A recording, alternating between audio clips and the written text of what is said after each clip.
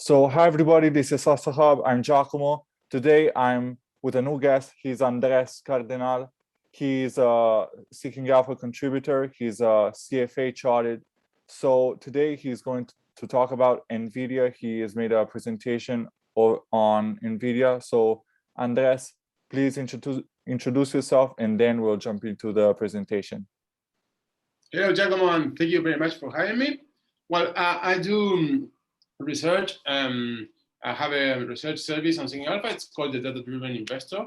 We have lots of quantitative models for stock picking, some short-term momentum stock picking, longer-term ETF portfolios, quantitative strategies with a more balanced risk approach. I also do some discretionary investing in high-octane growth stocks for the long term.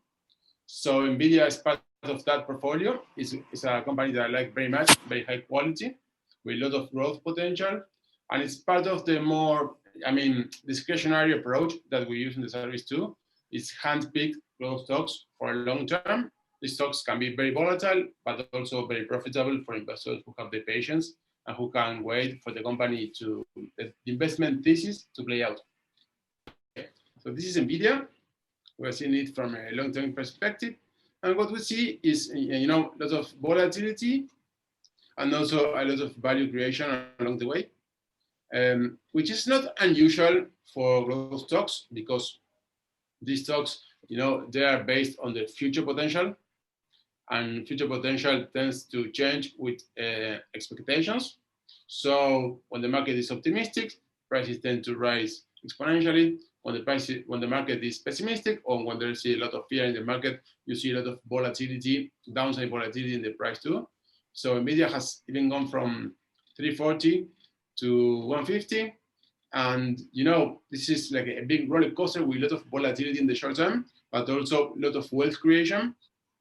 And I think that right now, with the stock being down almost 50% from these highs, and reporting very solid numbers, this is a good opportunity for long-term investors who want to make an investment in this company and hold it over a multi-year time horizon, because there's a real economic risk on the horizon. Everybody knows that inflation is at record heights, and the Fed is increasing interest rates, and there's a risk of a recession, and the war in Europe is making things even more complicated than that.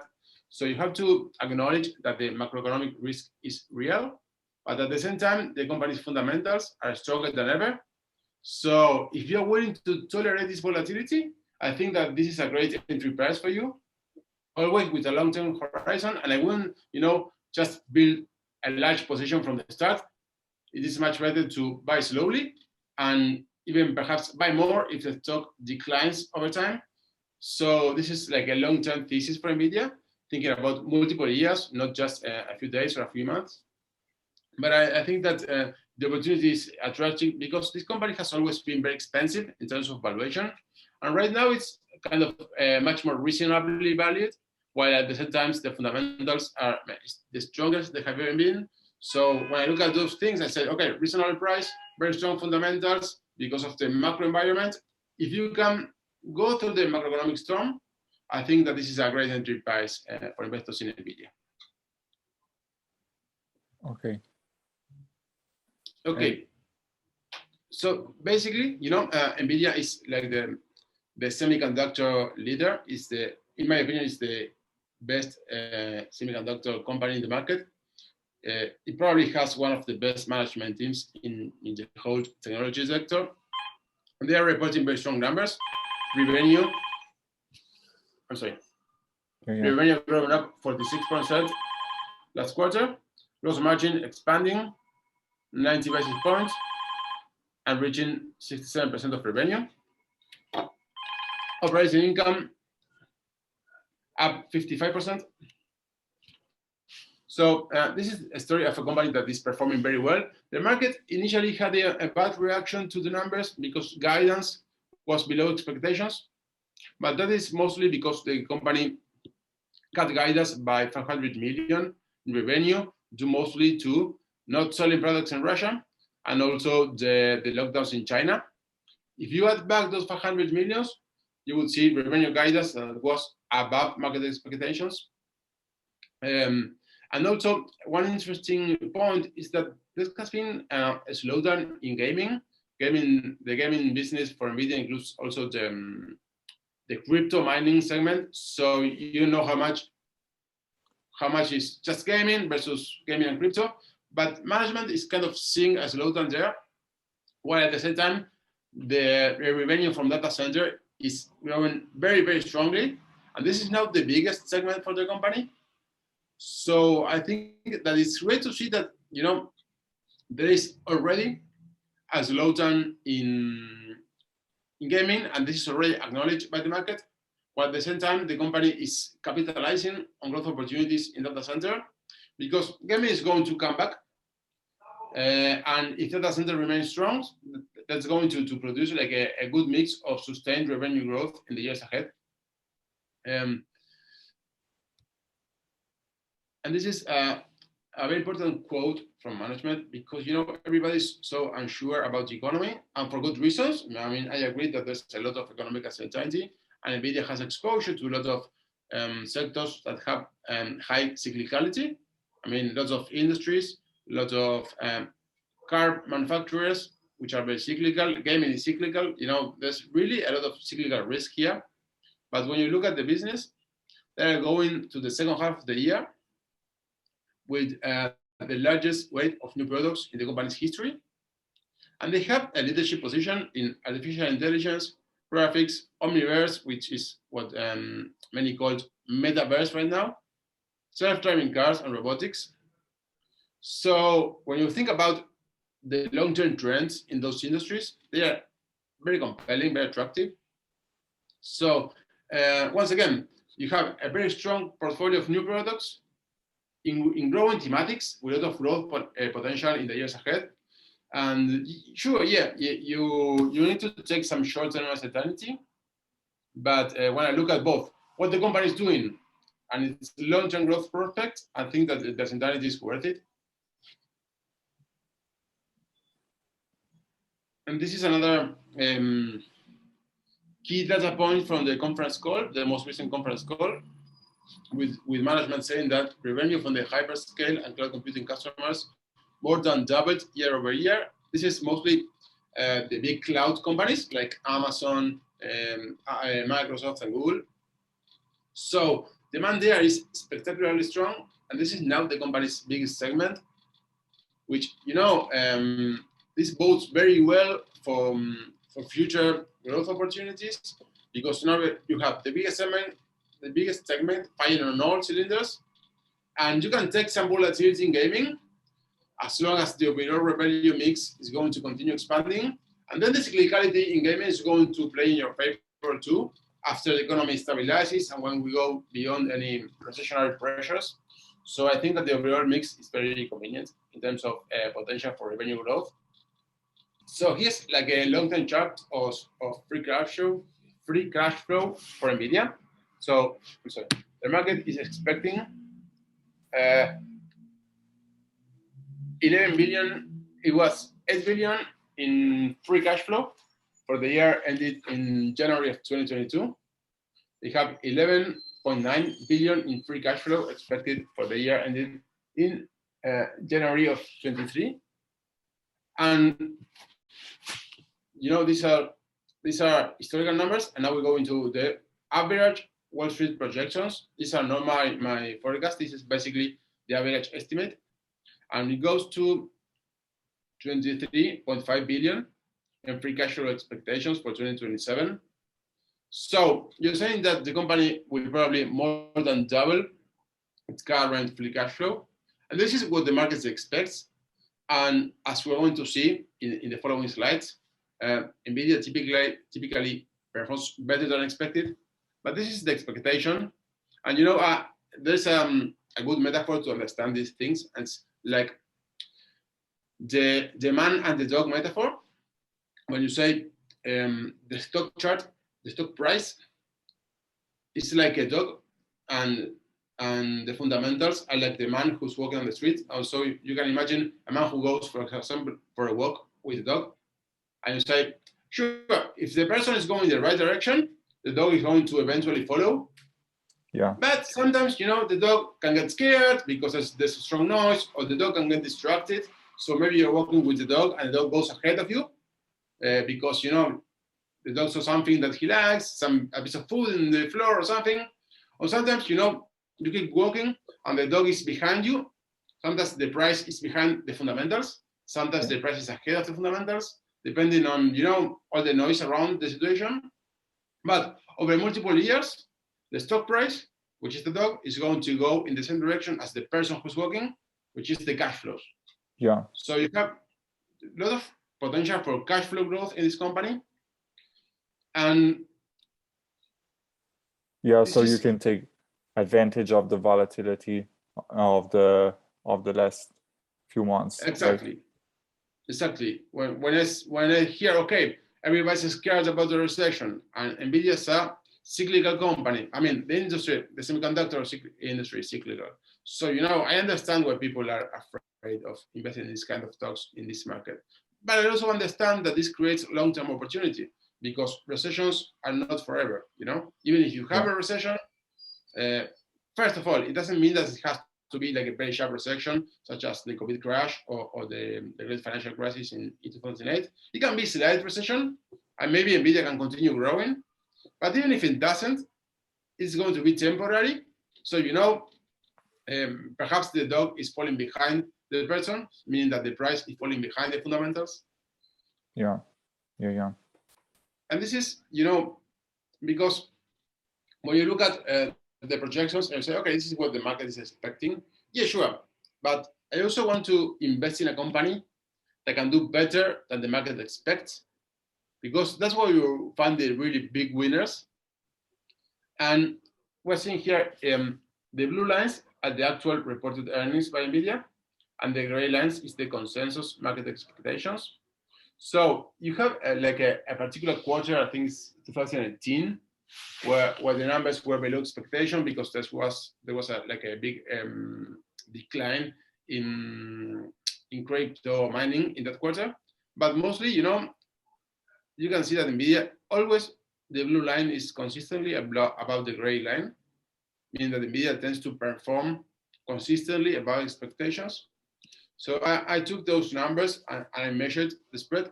So you have for every quarter the earnings per share estimate and the actually reported earnings per share and the percentage surprise, you know, how much that means in percentage terms. And the average is, you know, you can roughly say that the company tends to perform 8% above expectations each quarter. So I look at the numbers and said, okay, let's try to look at the valuation going forward. So the market is expecting 5.25 in earnings per share for the current year, which ends in January 2023 for Nvidia, and 6.52 for next year. So let's make a conservative assumption with a 5% surprise and a more moderate assumption with an 8% surprise. And then you look at the price to earnings ratio based on those estimates. And it gives me that Nvidia is roughly trading in the low 30s price to earnings ratio for this year and in the 20s, high 20s for next year. So I'm buying a valuation that is not particularly cheap, and it's even higher than other semiconductor stocks, but it's certainly not unreasonable. Not unreasonable at all if you consider Nvidia the best semiconductor stock in the market, and if you consider Nvidia one of the best technology companies in the world. So I'm not going to say that it's a bargain because, you know, that's a matter of opinion many times, but it's certainly not overvalued, and it's certainly not too expensive. And Nvidia is a company that I have followed for many years, and it's usually too expensive. You know, every time that I look at Nvidia, I say, yeah, you great business, but you know the price is always very demanding. This is not the case right now. You know, the macro uncertainty has provided a situation in which you can buy Nvidia at very reasonable valuation levels. It is obviously much more expensive than other stocks in the sector, but it's obvious, but it's also much higher quality. So I think that overall, you know, you're making a nice purchase in terms of valuation. And this brings us to another point that is perhaps even more important. You know, when we discuss stocks, everybody's always talking about the numbers, and you say, okay, I put my numbers in my spreadsheet, and the entire financial system depends on my spreadsheet. You know, sure, I know how much Nvidia is worth. Yeah, it's not so easy, because the key to finding companies that have exponential opportunities for returns is to find companies that can do much better than the market expects. Not in a particular quarter, because Nvidia is a big company. So the analyst following the stock, I want to have a reasonable expectation of what the company can deliver in the next 5 or 8 quarters. And maybe Nvidia can do better, but it's like 8% better. It's not going to be exponentially better in the short term. But this is key. This is a chart where we can see in blue on top the stock price, and here in red we are seeing the revenue expectations for the current year, for 2022, which is actually 2023 for Nvidia fiscally. So this is how the earnings estimates, we're seeing revenue expectations in red, and here in light blue, earnings expectations for the current year. What we're seeing here is how the analyst forecast for revenue in 2022 have moved. So 5 years ago, the market was saying, okay, we think that Nvidia is going to make 8.2 billion in revenue during 2022. And now they expect Nvidia to make 34 billion in revenue for that same year. So we're going in 5 years, the sales forecast for this particular year has gone from 8 to 34. The earnings expectations have gone from 0.78 cents to $5.46. So, I mean, the revenue expectations are now much higher than they used to be, and the earnings expectations are exponentially higher than they used to be. Why did it happen? Well, it happened because, you know, Nvidia has a very good management team, and they expanded beyond games to graphics, broadly speaking, and then to cloud computing, and then to self-driving cars. And so it's, you know, it's innovation and it's value creation through innovation. And the company is now going to produce much more than the market was expecting it to produce 5 years ago. So in a sense, you know, there is no guarantees, but winners tend to keep on winning. So if you have a great management team and you have a company that has the best technology in the sector, and they have a big budget to keep investing in developing the best technologies, I think that gives you a chance that maybe, you know, over time, the company is going to not only beat quarterly expectations, but generate much more value in 5 years than what the market can see now. So that's, you know, what gives you like a chance for exponential returns when a company is driving the big trends, artificial intelligence, cloud computing, graphics, the metaverse. You know, it has a lot of opportunities, and it has the best technology and the best management team. So I think that it puts the probabilities on your favor that over the years, the company is going to exceed expectations, which is what can really drive like a big return on the stock price. How do you explain the difference in ratios that Nvidia has with other companies in the same sector, like AMD and others that operate in the same sector? And do you think, is it justified by the growth that you expect from Nvidia compared to the other players in the same market? Yes, well, I have to say that AMD is a company that I like very much too, and it's much cheaper than Nvidia. But I think that the main difference is that there are mostly two semiconductor stocks that have far superior growth prospects than the other ones. Those are first and foremost Nvidia and then AMD. But AMD, I mean, Nvidia has always been the leader. It has always had the best management team, while AMD is a transformation story. It's a company that was struggling until Lisa Su, the CEO, changed direction, and AMD turned into a much more innovative and growth-oriented company. So I think that these two companies are different from other companies in the industry. Then you have a lot of semiconductor companies which, are more cyclical, and they don't have the same differentiation. So what Nvidia does, the kind of technology that Nvidia produces, cannot be produced by other companies. And this is, kind of true for different companies at a different level. But these two, Nvidia and AMD, are irreplaceable at what they do best. So I think that, when you look at the semiconductor stock, you have to think about two variables. There's a long-term growth opportunity because there's more demand for semiconductors across different areas of the economy, and machines are very connected right now, and you have smartphones which are very connected, and there's a lot of data being created by those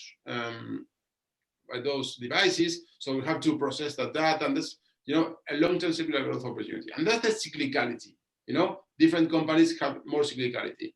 I think that Nvidia is the ones that has more exposure to the long-term growth opportunity.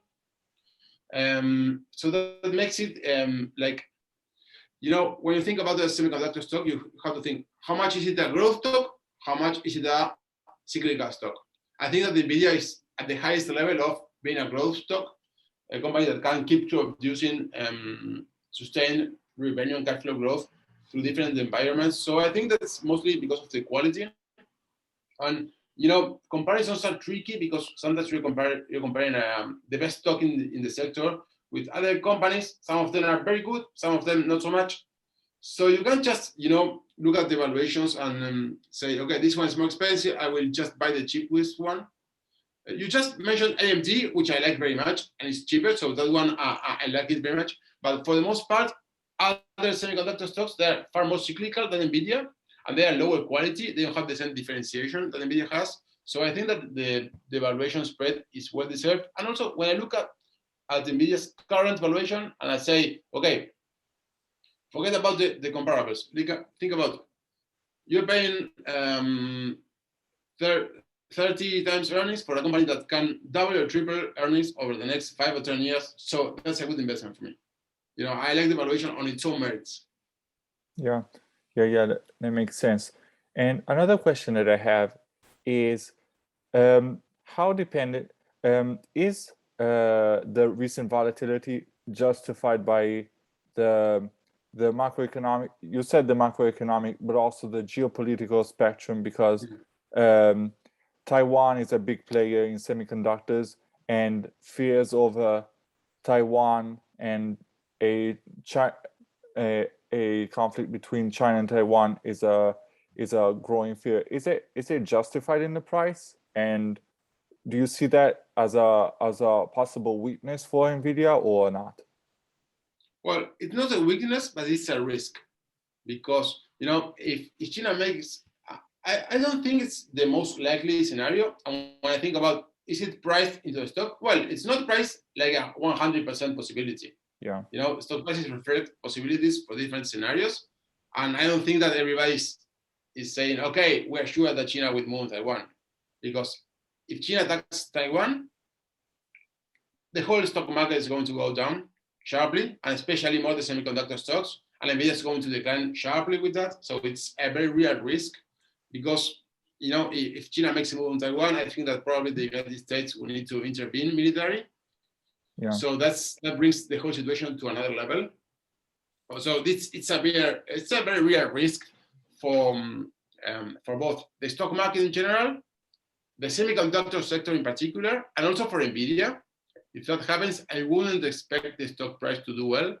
But that's, in all honesty, that's like the biggest risk I see for the world in general, not just for the stock market, not just for the economy. Yeah. So yeah, I mean, you're taking a lot of geopolitical risk with this move, but I don't think it's much bigger for Nvidia. For example, I think that the whole stock market will go down very sharply if that happens. That's not my best case scenario. I don't think that this is going to happen. I certainly hope it doesn't happen, but it's a big risk. And if it happens, we're going to have a lot of big troubles. And could they possibly replace TSMC with some other suppliers, or would it be very, very hard for NVIDIA especially? Well, not in the short term. I mean, I think that they are thinking about that, and they are building new, exploring opportunities. But it's not going to be something that they can do in the short term very rapidly. So, as I said, probably if this happens, if China invades Taiwan, I think that the United States will need to go into, military intervention. So that's going to bring a whole new level of concerns. So Nvidia could Nvidia replace TSM in time? Yes, not in the short term, and it would be an expensive thing to do and a risky thing to do. I'm sure they have plans. They are thinking about that, and they are balancing their possibilities. But that's going to that will be a big problem for the company. Okay. And so I'm done with the questions. If you have anything else you want to add to the research you have done, you're free to do so, Andrés. And if not, I really want to thank you for your availability, for your research, and for your time. No, it's okay. Just thank you very much for having me, and it's been a pleasure. And we'll keep in touch. Okay. So this is it for today. This is Hustle Hub. I'm Giacomo. See you next time. Bye-bye.